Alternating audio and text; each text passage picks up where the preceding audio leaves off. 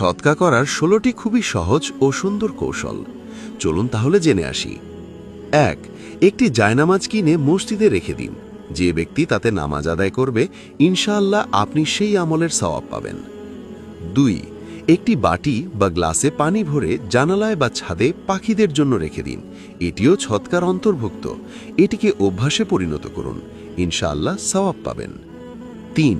আপনার পুরাতন বা ব্যবহার হচ্ছে না এমন পরিষ্কার পোশাক গরিব ও অসহায়দের দান করুন। ৪. আপনার রুমে একটি ছোট বক্স রাখুন।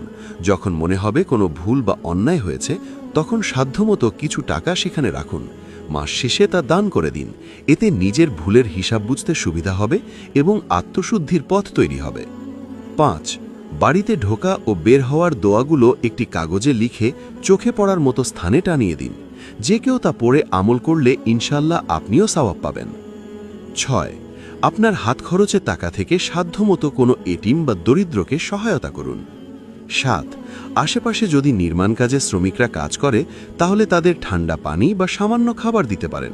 এটিও সদকা। ৮. কোনো মসজিদে কুরআন শরীফ দান করুন। কুরআনের প্রতিটি অক্ষর পাঠে পাঠকারী যেমন সওয়াব পায়, ইনশাআল্লাহ আপনিও অংশীদার হবেন। ৯.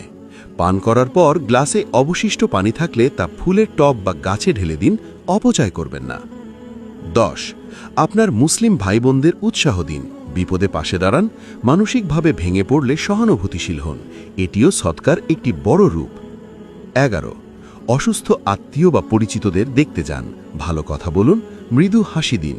রাসূল সাল্লাল্লাহু আলাইহি ওয়াসাল্লাম বলেছেন, মুখে হাসি রাখাও সৎকা। ১২. ঘুমানোর আগে চেষ্টা করুন যারা আপনাকে কষ্ট দিয়েছে তাদের অন্তর থেকে ক্ষমা করে দিতে। এটি আত্মার জন্য সৎকা। ১৩.